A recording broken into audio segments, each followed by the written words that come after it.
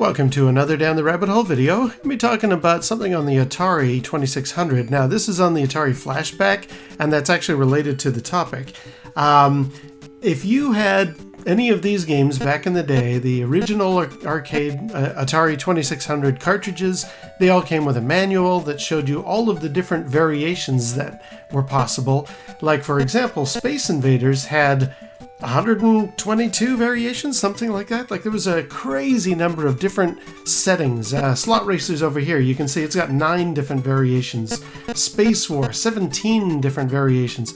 So as long as you had the manual that showed you, okay, in variable number 4, you've got the shields, but you don't have the missiles. And in number 7, you've got the missiles and you don't have the shields. That type of thing, sure, great. But for those of us who are playing a lot of this stuff in the modern era on something like a flashback or an emulator of some type or a handheld, we don't have access to those little manuals. So when we go into something like another really good culprit was always Asteroids. What's it got? Like 66 variations. If you go in here and you want to play, I don't know, the one that's got the more challenging type of rocks moving around, what number is that? Because it's not number 1. I don't know. I'd have to go dig out my manual or have like a big grid pattern printed out somewhere. Forget that. What's really good is there's a guy on AtariAge who, I'm going to put the link down below. What he's doing is taking these old games and he's actually putting a menu in front of them. Like for example, I've got, here's 3 of them. He's done Space Invaders, Asteroids, and Video Olympics. Games that have got a lot of variations, and he's put a front title screen where you can just select. Now, just to easily describe this, I've got the original Space Invaders. Flashback X comes with more of an arcade version, but here is the original Atari 2600 version of Space Invaders, and it's awesome. I love it. But there are some variations where you can have multiple shots, or the shields the shields can move back and forth. The invaders themselves sometimes have their shots moving around.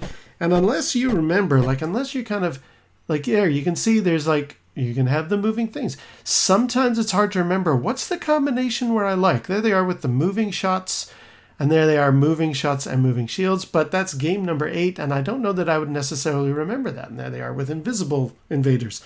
All fine and good, and that's okay for Space Invaders, where at least you can kind of see it. But other ones like Asteroids and that, I can't remember which is the game variation I want to play. So this fellow on AtariAge has actually made this, where you go in and you launch your original Atari 2600, but now it's got a nice little menu in front, where you can choose all kinds of things. Like you can have 1 or 2 players. You can do the standard game, or I guess if there's 2 of you, what is it? Alternate turns. Isn't there one where you're both on the same screen together? I don't know.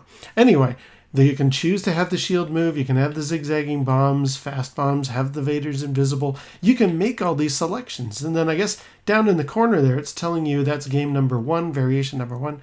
So let's do fast bombs. We want that on. So now that's number 5. And let's do the moving shields. That's game number 6, obviously. So this is just really, really handy. Now if I go down and just launch the game, it's still original 2600 Space Invaders, but now I'm straight to variation number 6, and I'm getting my ass hit. Anyway, yeah, like you save yourself a lot of headache of trying to dig out these menus and try and find which is the one that you were trying to locate again. How do you make it happen? Ugh. I don't think the shots are showing up on my capture card, but yeah, you can kind of see there. That's the shots moving.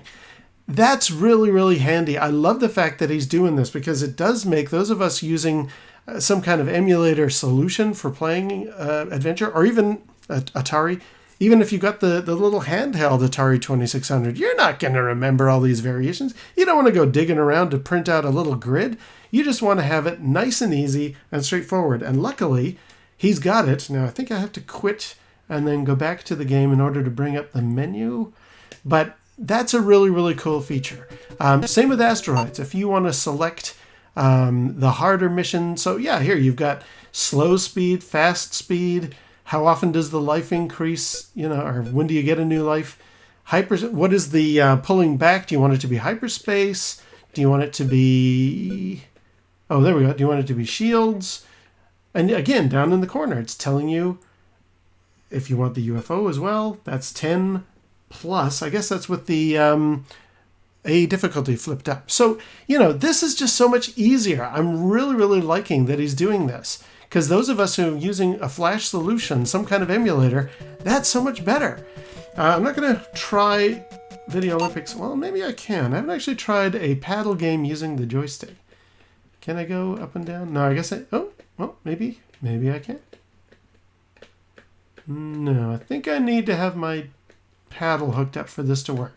Still, that's really good. I love the fact that the guy's actually making menus for all these games. What I'd really like is actually highlighting Frantic. That game's a homebrew. I wouldn't mind him to put Berserk on there because I always forget which one is the one where Evil Otto shows up. So, what I'll do is I'll put a link down below. I believe his name is... he has an Optimus Prime avatar, but that's not his name on AtariAge. Anyway, I'll put a link down below to the thread. I'm hoping there's going to be a lot more games where he sticks a menu in front, because it just makes it so much easier. You can instantly find the variation you want to play, and you don't have to go digging around online. Is it game number 17 I want to select? You know, that type of thing. All right, some good old Atari goodness there for you. And until next time, we'll see you down the rabbit hole.